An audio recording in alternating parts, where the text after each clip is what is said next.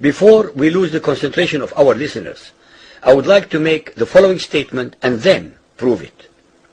That the worst, most inhumane and most diabolical institution of the black African slave trade was initiated, refined, perpetrated and implemented by the Mohammedan Arabs and later aided and abetted by the black converts to Mohammedan Islam. I predict that, as usual, the two subcultures, those of denial of facts and of political correctness, will attack us without once disproving a single statement and or conclusion that we make. Incredibly enlightening book called The Legacy of Arab Islam in Africa by John Alambila Azuma. My whole perspective and understanding has changed dramatically, and I would like you to tell us more about this subject. The success of Mohammedan Islam in deceiving, misinforming, deforming and contorting both history and reality over a period of almost 1400 years has been astounding. That is, until now. The greatest tragedy about this particular subject is that most of the descendants of African slavery, the black people in the Americas, around the world, as well as among the African blacks, are totally ignorant of the actual facts. The birth of Mohammedan Islam and its conquests brought about the birth of institutionalized, systematized, and religiously sanctioned slave trade on a massive and global scale. In fact, the Quran allows the taking of slaves as booty or reward for wars of aggression against any and all unbelievers, most of the human population. This has led to an enormous number of so-called holy wars, jihad in Arabic. There was and is absolutely nothing holy about these wars, which are primarily to plunder, slaughter, rape, subjugate and rob other human beings of their wealth, produce, freedom and dignity. Mohammedan Muslim states and tribes attacked other non-Muslim groups to achieve these objectives. A lot of the footage that we have received from these nations, some in Sudan, show young boys being beaten, show them chained, walking down these dusty paths around the school compound with chains. In one school, they have to write on a small board that they carry with them Quranic verses and then wash this board and drink the water. And their teachers tell them that drinking this water causes them or helps them to memorize this faster. Young girls have also been kidnapped and sold as concubines or given over to the sexual pleasures of the Islamic soldiers.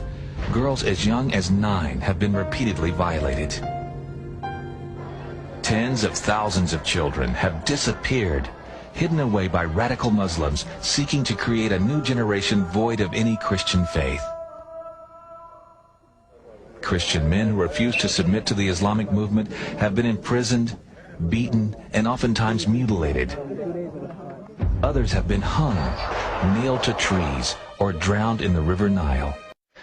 I must admit that I too, among hundreds of millions of educated people, was under the impression that the African slave trade was the sole responsibility of the Christian Europeans, the white race. That is, until I started exploring the subject in greater depth. And that in the language of the Arabs, all black peoples are called abid, plural, for slaves. While much has been written concerning the transatlantic slave trade, surprisingly little attention has been paid to the Islamic slave trade across the Sahara, the Red Sea and the Indian Ocean.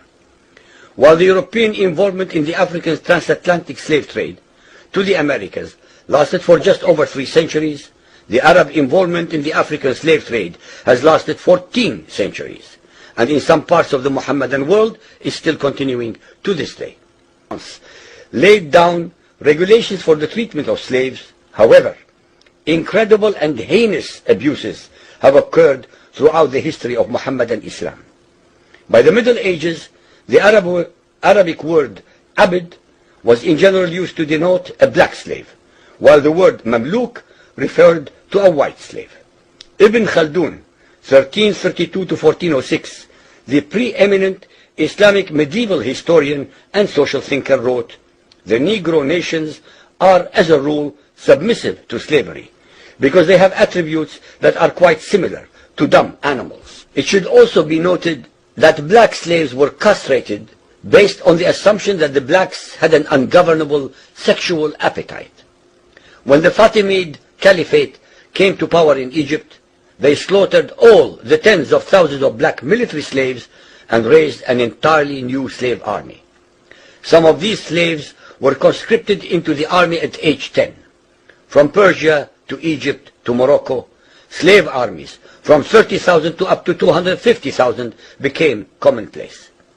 The Islamic slave trade took place across the Sahara Desert, from the coast of the Red Sea, and from East Africa across the Indian Ocean. The Trans-Sahara trade was conducted along 6 major slave routes. Just in the 19th century, for which we have more accurate records, 1.2 million slaves were brought across the Sahara into the Middle East, as well as a further 450,000 down the Red Sea and 442,000 from the East African coastal ports. That is a total of 2 million black slaves just in the 1800s. At least 8 million more were calculated to have died before reaching the Muslim slave markets. A comparison of the Islamic slave trade to the American slave trade reveals some extremely interesting contrasts. While 2 out of every 3 slaves shipped across the Atlantic were men, the proportions were reversed in the Islamic slave trade. 2 women for every man were enslaved by the Muslims. While the mortality rate of slaves being transported across the Atlantic was as high as 10%, the percentage of slaves dying in transit in the Trans-Sahara and East African slave market was a staggering 80 to 90%.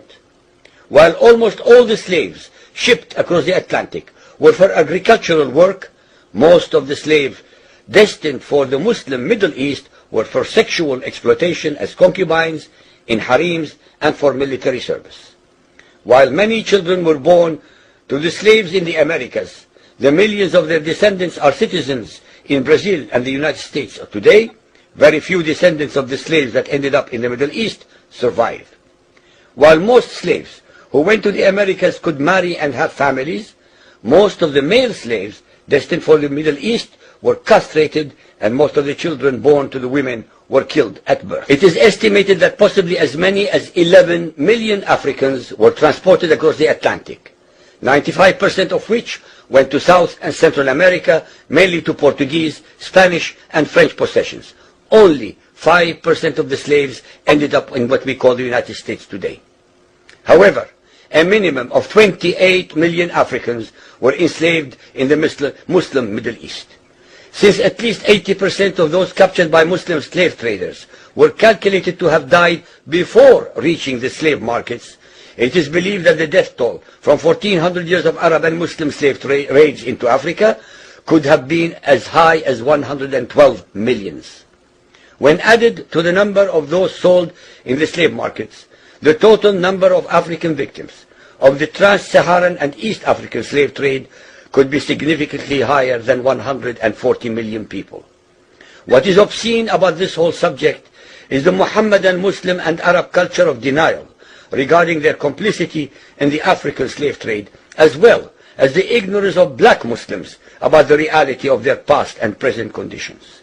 The statistics and reports above are based upon the logbooks kept at the African slave ports, ship logs, travelers' reports, eyewitness accounts, etc. Ladies and gentlemen, the facts and reality of Muhammadan Islam's complicity in the slave trade and their inhuman depravity are infinitely more devastating, more staggering, and more incomprehensible than all the nightmare fictions in the world.